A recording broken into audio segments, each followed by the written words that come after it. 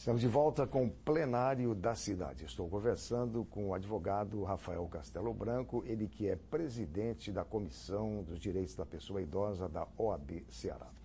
Doutor Rafael, e com relação assim, todas as pessoas sabem que a Previdência precisa passar por reformas, porque já se tornou insustentável e, aliás, uma reforma que deveria ter sido feita muito antes.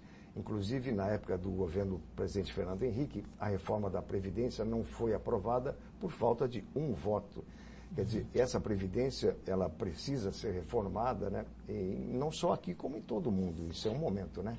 Na realidade, as discussões acerca não só da reforma da Previdência, mas também acerca de uma reforma tributária, inclusive no Brasil fala-se também em reforma política. Essa discussão acerca das reformas, ela acaba sendo uma discussão internacional. Agora, uma crítica que nós temos é que, por exemplo, países como a França, como a Espanha, né, e outros países que também estão passando por um momento de reforma da Previdência, esse processo de discussão é um processo bem mais amadurecido. Para você ter uma ideia, a França, para aprovar mudanças, né, mais significativas no sistema previdenciário, ela passou cerca de 10 anos estudando. Então, aquela matéria promoveu, a discussão daquela matéria promoveu audiências públicas junto às universidades, junto à academia, institutos científicos da matéria, organização de trabalhadores, organização de empregadores, o próprio governo. E muitas vezes no Brasil a gente tem processos muito abruptos, né? Então, é um primeiro ponto que a gente realmente critica. O segundo ponto é a questão da transparência, Paulo.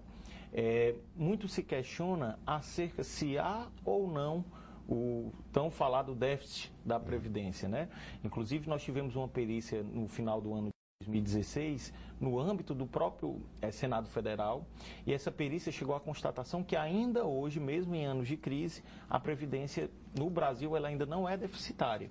Na realidade, ela é uma Previdência que tem diminuído o superávit, mas que, de certa forma, já chama a atenção de que os debates como esse de reforma, certamente, eles vão nortear, independente aí de partido A, partido B, de concepção de Estado, certamente esses debates eles sempre vão ser debates atuais. E toda reforma, ela deve ter em vista, assim, a responsabilidade da visão das contas públicas, mas não esquecendo, evidentemente, a questão social. Exatamente, é justamente esse binômio, né? Primeiramente, a gente fala sobre a questão da previdência. Previdência já vem, como o próprio nome já diz, é você tentar antecipar situações futuras que podem acontecer, contingenciais como uma situação de doença, né, de maternidade e às vezes até de óbito, né, e tentar se proteger desses chamados riscos previdenciários ou também conhecidos como riscos sociais. Quando você tem um cenário de efervescência muito forte, de mudanças, de reformas, muitas vezes, se essas discussões não forem levadas de uma maneira responsável e técnica, pode levar à descredibilidade do próprio sistema. A gente vê hoje nas nossas iniciativas, nas nossas palestras, muitas vezes conversando com profissionais liberais, principalmente, a gente vê situações em que muitas vezes o profissional liberal ele contribui de uma maneira mais efetiva para um regime de previdência complementar, né, ou seja, é uma previdência privada, do que propriamente as contribuições ao sistema de previdência tradicional, né, o regime geral, no caso o INSS. E isso tem uma grande repercussão. Por quê?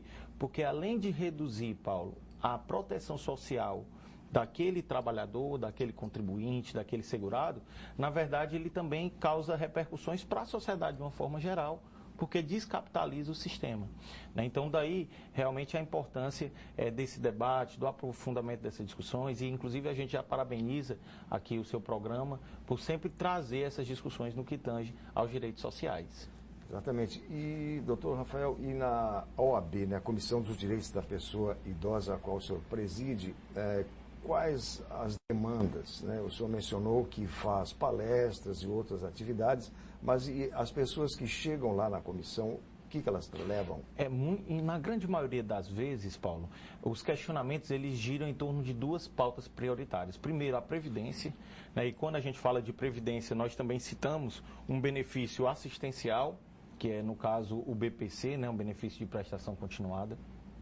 a gente nota que sempre quando tem uma efervescência das discussões previdenciárias em torno de uma reforma, as pessoas ficam muito aflitas.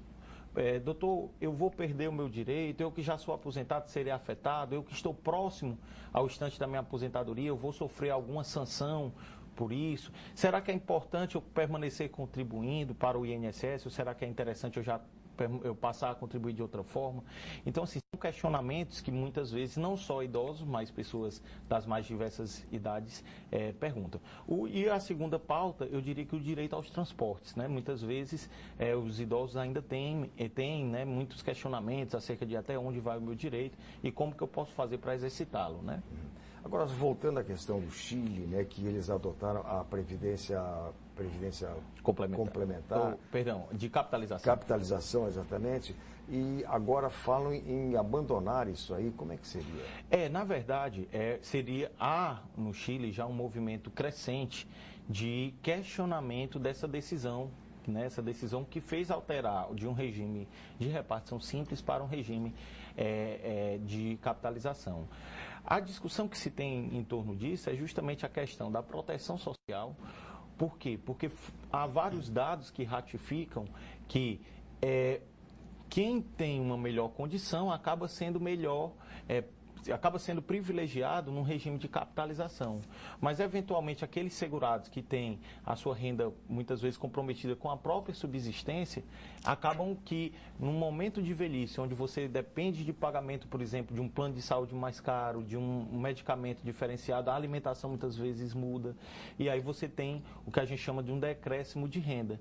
Acaba que a finalidade principal do sistema de previdência, que é justamente um substitutivo de renda, ou seja, se você passar por uma contingência, você vai ter aquele apoio financeiro, essa finalidade ela acaba não sendo atingida.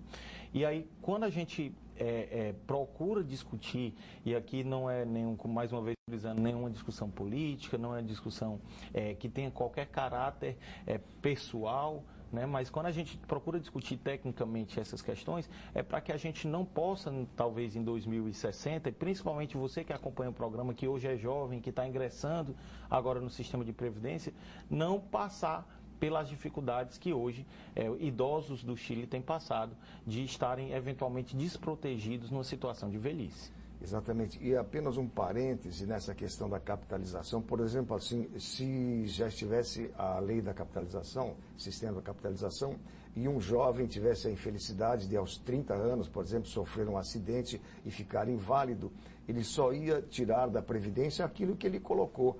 Poderia chegar aos 35, 40 anos e não ter mais dinheiro nenhum. Exatamente. Porque, na verdade, as contribuições sociais que foram feitas por ele serão única e exclusivamente as fontes de renda que... Dele, só dele. Exatamente. Então, essa situação ela pode sim ocasionar desproteções nesse sentido.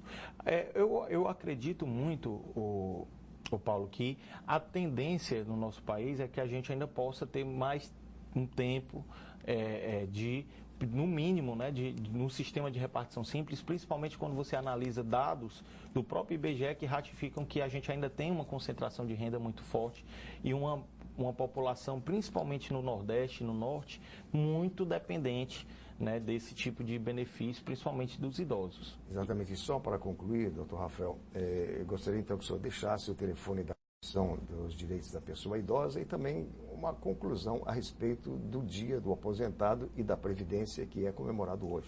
Muito obrigado, Paulo. Inicialmente, queria agradecer aqui a oportunidade de voltar a esta casa e trazer um pouco do direito previdenciário, dos direitos da pessoa idosa. Deixar o nosso telefone, que é o 3216-1603, é o telefone da Secretaria das Comissões da OAB, dizer que a gente está iniciando um trabalho aí no decorrer desse próximo triênio, né?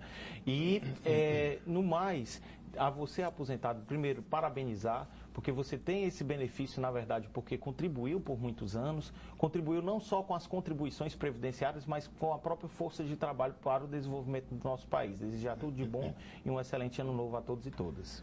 Muito bem, muito obrigado, doutor Rafael Castelo Branco. Plenário da Cidade termina aqui. Obrigado pela sua companhia e até amanhã.